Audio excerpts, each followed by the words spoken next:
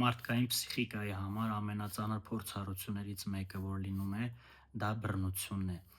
իսկ ամենածանր բռնություններից մեկը դա սեռական բռնությունն է, բայց լինում են դեպքեր, երբ որ բռնությունը տեղի չի ունենում հենց ուղիղ, այսինքն հենց տվյալ մարդը չի ենթարկվում ֆիզիկական, հոգեբանական կամ սեռական բռնության, այլ դա անուղղակի ձևով է լինում, այսինքն մարդը ականատես է լինում ինչ-որ փորձառությունների, ծնողը ալկոհոլի ազդեցության տակ կարող է ծեծի ենթարկել մայրիկին կամ ինչ-որ թմրանյութերի տակ դրսևորում է այնպիսի վարք, որը որ ևս բացասական է անդրադառնում առավել ևս փոքրահասակի նուրբ պսիխիկայի վրա եւ երբեմն, երբ որ հոգեթերապիայի ժամանակ մարդիկ դիմում են այն քեյսով, որ հարաբերություններում դժվարություններ ունեն, չի ստացվում հարաբերություններ կառուցել առավել ևս տևական, հաճախ հարաբերություններ են ունենում այնպիսի մարդկանց հետ, ովքեր որ ավելի աբյուզիվ վարք են դրսևորում, ավելի կոշտ վերաբերմունք են ցուցաբերում, հակված են լինում ֆիզիկական բռնության, սեռական բռնության, հուզական բռնության, հոգեբանական բռնության եւ հարց է առաջանում, թե տվյալ մարդու մոտ ինչ մեխանիզմ է աշխատում, որ նա հաճախ է հայտնվում աբյուզիվ հարաբերություններում, որ իր կյանքում կրկնվում են սցենարներ, որոնք որ առաջին հայացքից թվում է մեկը մյուսի հետ կապ չունի, բայց երբ որ տևական ժամանակ արդեն process-ը սկսվում է կաբինետում, վստահելի փոխհարաբերությունների ձևավորումից հետո այցելուի երազների նպաստող գործոնի միջոցով, այսինքն միշտ չի որ մարդը հիշում է այն ամենը, ինչ որ իր հետ տեղի է ունեցել, առավել եւս ծանր փորձառությունները մեր պսիխիկան հակում ունի ջնջելու, մոռացության տալու, դա պաշտպանական մեխանիզմներ է, մեր հոգեկանը այդպես է անում, որպեսզի մենք չշարունակենք տառապել, բայց մյուս կողմից մեր հոգեկանը այն փորձառությունները, որոնք որ մեր կյանքում եղել են, որոնք որ too much են եղել, այսինքն շատ են եղել ու չենք կարողացել մարսել, չենք հասկացել, պատկերացում չենք ունեցել, այդ ամենը պահպանվում է մեր անգիտակցականում, մեր մարմինը եւս հիշում է այս փորձառությունը եւ արդեն տարիների ընթացքում, երբ որ բավականաչափ ռեսուրս ենք ունենում, փոքր չափաբաժիներով անցյալում տեղի ունեցած իրադարձությունները այլ մարդկանց միջոցով, այլ երևույթների միջոցով գալիս են մեր կյանք, բայց քանի որ դա անգիտակցական մակարդակում է տեղի ունենում, մենք պատկերացում անգամ չենք ունենում, թե ինչու են մեր կյանքում նման իրադարձությունները կրկնվում եւ քանի որ եւս նշեմ, որ չենք հիշում, ինչպիսի փորձառությունների միջով ենք անցել մենք փոքր տարիքում, հաճախ մեզ մոտ հարց է առաջանում, մեզ թվում է թե մեզ հետ ինչ որ բան այն չի, մեզ թվում է թե մենք ենք մեղավոր, որ մեր կյանքում հայտնում են նման մարդիկ, որ դու աշխատում ես մի միջավայրում, որտեղ տնօրենն է բռնանում, դու շփվում ես մի մարդու հետ, ով որ ընկեր է կոչվում, բայց հետագայում բռնության է քեզ ենթարկում, ֆինանսական տուժ կարող է լինել, այսինքն ֆինանսի միջոցով ես դու տուժում, հուզական առումով ես տուժում, հոգու անդորի միջոցով է այս ամեն ինչ որ ձևով, այսինքն հնարավորինս բոլոր տարբերակներով մեր հոգեկանը փորձում է այն ինչ որ ժամանակին ավարտին չի հասել, որ կոչվում է անավարտ գեշտալտ մոդայիկ արտահայտությունը, մեր հոգեկանը ստեղծում է պայմաններ ոչ թե մեզ վատություն անելու համար, մեզ ցավացնելու համար, այլ արդեն երբ որ նա մի կողմից զգում է, որ մենք ունենք նաև հասուն ուժեղ կողմ, փորձում է փոքր չափաբաժիներով անցյալում տեղի ունեցած ավարտին չհասած իրավիճակները նոր մարդկանց միջոցով բերել մեր իրականություն, որպեսզի մենք գիտակցենք, հասկանանք, որ ինչ է տեղի ունեցել, ինչն է այստեղ նիտո, ինչը չէ այն եւ փորձենք լուծումներ գտնել։ Առավել եւս բարդ ու ծանր փորձառություններից մեկը այն է լինում, շատերիս համար գաղտնիք չէ, որ հայկական ընտանիքներում հաճախ մինչև 5 տարեկանը երեխան քնում է նույն անկողնում ծնողների հետ եւ հաճախ ծնողները մեծ ուշադրություն չեն դարձնում այն հանգամանքին, որ երեխան ինչքան էլ որ չի գիտակցում որ ինչ է սեռականությունը, ինչ է սերը, ինչ է ամուսնական սեռական հարաբերությունները, լինում են դեպքեր, որ երեխայի ներկայությամբ սեռական ակտ է տեղի ունենում, այսինքն թվում է թե երեխան քնել է եւ կարող են իրենց ամուսնական պարտականությունը այդ միջոցով կատարել։ Երբեմն հնչում են այսպիսի արտահայտություններ, դե տունը փոքր էր, տեղ չկար, առանձին սենյակներ չկար, դե երեխայա ինչ պետքա լինի, ինչա հասկանում, որ մեզ հետ նույն անկողնում քնում էր, էր, բնական երևույթ է, մեր պապերը հազարավոր տարիներ, հարյուրավոր տարիներ նման միջավայրում են մեծացել, բայց այստեղ թաքնված եւս մոտիվ կա, եւս թաքնված բացասական կողմ կա։ Ինչքան էլ որ երեխան թվացյալ խորքային պատկերացում չունի սիրո ու սեռականության մասին, երեխայի համար սեռական ակտին ներկա լինելը, անգամ եթե կիսով չափ քնած է, երբ որ տեղի է ունենում հարաբերություն, որտեղ կան ձայներ, ինչ որ երևույթներ, անհասկանալի պատկերներ երեխայի համար, դա նրա հոգեկանը ընկալում է որպես բռնություն, այսինքն երեխան կարող է մտածել, որ հայրիկը մամային խեղդում է, ցավացնում է, տանջում է, ձայները եւս երբ որ միանում են այդ հայեցույթի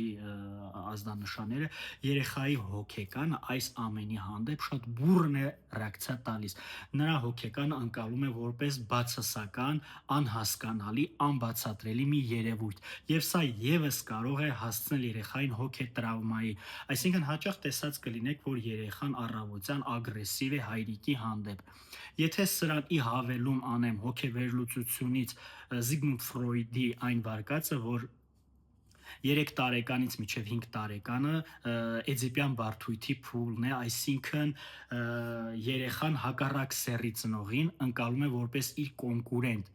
եւ տղա երեխան մայրիկին ընկալում է որպես իր ընկերուհի, իր կինը։ Լսած կնեք այն արտահայտությունը, որ տղա երեխան ասում է ման, որ ես մեծանամ, ամուսնանալու եմ քեզ հետ, դու լինելու ես իմ կինը եւ հոգ է տանում, կարող է ծաղիկ նվիրել, այսինքն նա այս տարբերակով խաղի միջոցով, ինչ որ հոգատարության միջոցով իր տղամարդկային հատկություններն է զարգացնում, ինչպես եւ երեխան, աղջիկ երեխան տեսած կլինեք, որ խաղալիքներով խաղալուց իր տիկնիկին բարուրում է, քնեցնում է, կերակրում է, տակն է փոխում, այսինքն սա փորձ է խաղի միջոցով մարդը ճանաչում է աշխարհը եւ սեռականության միջոցով եւս երեխաները ճանաչում են իրենց մարմինը, ուսումնասիրում են աշխարհը։ 3 տարեկանից երբ որ զարգանում է երեխայի եսը, նա հասկանում է, որ նա տղա է, աղջիկը հասկանում է, որ ինքը աղջիկ է, իրանք հարցեր են տալիս ծնողներին, ինչու, օրինակ, տղան կարող է ասել, ինչու ես ունեմ առնանդամ, իսկ քույրիկը չունի։ Ես չեմ ուզում շատ բաց խոսալ այս մասին, որովհետև ինչքան էլ որ նշում եմ, որ 21+ է այս վիդեոն, բայց միևնույն է կլինեն ունկնդիրներ, որոնց մոտ բազում հարցեր կառաջանան, բազում քննադատական մտքեր կառաջանան, եթե ամբողջ փակագծերը բացեմ, իր ամբողջական ինֆորմացիա տրամադրեմ, շատ երկար կտևի այս վիդեոն, բայց այս վիդեոյի հիմնական իմաստը նրանում է, որ հարգելի ծնողներ, անկախ նրանից, եթե ձեր տունը փոքր է, անկախ նրանից, եթե հնարավորություն չունեք, ստեղծեք պայմաններ, որպիսի ձեր երեխան ունենա առանձին անկյուն, առանձին սենյակ, որպիսի նա գիշերը քնի, ինքը մենակ մնա իր հետ, ինքը ներկա չլինի ձեր ամուսնական հարաբերությունների պարտականությունների, նրա համար պետք է լինի անհասանելի ձեր սեռական կյանքը։ Ես համոզված եմ, որ ոչ մեկդ միտումնավոր չեք այդ ամեն ինչը անում, ես համոզված եմ, որ շատ շատերի մտքով անգամ չի անցնում, որ նման նրբություններ կա, որ հոգեկանը մանկան շատ փխրուն է, շատ նուրբ է եւ ինքը լիքը երևույթներ, եթե չի կարողանում գիտակցել ու իսկական իմաստը տեսնել, նրա հոգեկանը ունի հակում ցանկացած երևույթի հիմնավորում տա, ցանկացած երևույթի հետ կապված ենթադրություններ ու եզրահանգումներ անի, բայց հաճախ բացասական ենթադրություններ ու եզրահանգումներ է անում։ Եվ եթե այս թեման արդեն տանում ենք հասուն կյանք, ինչքան էլ որ մարդը ֆիզիկապես մեծացել է, եթե նրա հոգեկանում այս թեման հասել է հոգետրավմայի, նրա համար հարաբերությունները վտանգ են։ Նրա համար հաճախ տակտիլ կոնտակտները բռնության թրիգեր են, այսինքն դու կարող ես փորձել քո զուգընկերոջը, քո զուգընկերուհուն գրկել եւ նրա մոտ ֆլեշբեք կարող է լինել, այսինքն այստեղ ու հիմայից հոգեկանը գնում է այնտեղ ու այն ժամանակ, քանի որ հոգեկանը չունի ժամանակի ընկալում, քանի որ երբ որ մարդու հոգեկանը մարդը ինչ որ տարիքում ստանում է տրավմա, 3 տարեկանում, 5 տարեկանում, 7 տարեկանում, կոնկրետ տվյալ իրավիճակի, տվյալ թեմայի շրջանակներում, նրա կապ չունի նա 30 տարեկան է, 25 տարեկան է, նա այդ թեմայի շուրջ ընկալումը նրա այնքան է սահմանափակում, նա իրականությունը սկսում է ընկալել նույն 5 տարեկան, 3 տարեկան, 7 տարեկանի ստանդարտներով, չափանիշներով եւ նրա մոտ կարող են արթնանալ անգիտակցական մակարդակում այդ անցյալի բացասական փորձառությունները, այսինքն կոնտակտը սեքսուալ կապը, մարմնական կապը, անգամ երբեմն անշար համբյուրը նրա անգիտակցականում թարմացնում է այն ինֆորմացիան, որը որ չմարսված է, որը որ իր համար ընկալվել է որպես դաժան բռնություն, որը որ իր համար ընկալվել է, որ պապան ուզում էր մամային խեղդեր, պապան ուզում էր մամային սպաներ, իսկ եթե մամային սպանի, ես կմնամ անտեր, իսկ որպեսզի ես չմնամ անտեր, պետք է պաշտպանեմ մամային պապայից։ Այսինքն նա չի կարող հասկանալ, նրա հոգեկանը չունի այդ ռեսուրսն ու հնարավորությունը, որ դա դիտարկի որպես բնականon երևույթ։ Հետևաբար այս ամենը պետք է խիստ սահմանափակված լինի, երեխան պետք է ձեր ինտիմ կյանքից գաղափար չունի։ Այլ հարց է, երբ որ դեռահասության տարիքում զարգանում է սեռականությունը, հասուն ծնողը, ով որ ի վիճակի է, պետք է կարողանա հոգեսեռական դաստիարակություն իրականացնել, երեխային ոչ այդքան մանրամասն ներկայացնել առհասարակ տղամարդ-կին հարաբերությունը, ինչ կառուցվածք ունի, ինչ երևույթներ ունի, ինչպիսի կոնտակտներ են լինում, ոչ թե պարզ, ոչ թե մանրամասն, այլ հնարավորինս մատչելի, որպեսզի երեխան հասուն կյանք մտնելուց լիքը բացասական բռնություններից պաշտպանված լինի։ Անտեղյակ մարդը ավելի հեշտ է ենթարկում բռնության եւ երևույթներին այլ անվանումներ է տալիս։ Եվ եւս մի կարևոր պահ եմ ուզում նշել, անգամ երբ որ ձեր երեխան արդեն 7 տարեկան է, 10 տարեկան է, առավել եւս եթե արդեն սկսել է դեռահասության փուլը, 11-ից 13 տարեկանից սկսում է, անգամ մայր ծնողը չպետք է իր տղա երեխայի հետ նույն անկողնում քնի, անգամ ցանկալի չի, որ նույն սենյակում քնեք, որովհետև այդտեղ բազում հարցեր կա։ Տղա երեխայի հոգեսեռականը դեռահասության փուլ, այդ անցումային տարիքը երբ որ սկսում է, նրա մոտ սեռական հորմոնների արտանետումը շատ բուռն է լինում։ Նա ամեն ինչ որ անշարժ նուրբ երևույթներից կարող է սեռական գրգռվածություն ունենալ, այսինքն մայրը անգամ երբ որ այդ գիշերանոցով վեր է կենում, գնում է դուրս կամ լվացվում է, երեխան այդ ամեն ինչը երբ որ ականատես է լինում, դեռահասը, նրա մոտ ոչ միայն կարող է սեռական ինչ որ պոտենցիալ, ինչ որ կիրք առաջանալ, այլ նաև ուժեղ դրանից կախված, դրանից բխող ուժեղ մեղավորության եւ ամոթի զգացում առաջանալ։ Մենք հաճախ մարդիկս մտածում ենք, որ նորմալ է, երեխա է, դե այդքան էլ մեկ չեմ, տնային շորերով եմ, տնային զգեստով եմ, ինչ կա դրա մեջ, բայց հարգելիներս, այն ինչ որ հոգեթերապևտը լսում է այցելուների պատմությունից կաբինետում, այն ինչ որ հասանելի է հոգեթերապիայի, հոգեբանության, հոգեսեռական սեքսոլոգիայի գրականության մեջ, դուք ինքներդ կարող եք ծանոթանալ եւ հակահամոզվեք, թե ինչքան անուղղակի բռնության, ինչքան բացասական պատմություններ կան գրառված, ինչքան լաբորատոր կլինիկական հետազոտություններ կան կապված ծնող-երեխա հարաբերություններից բացասական քաղվածք արված,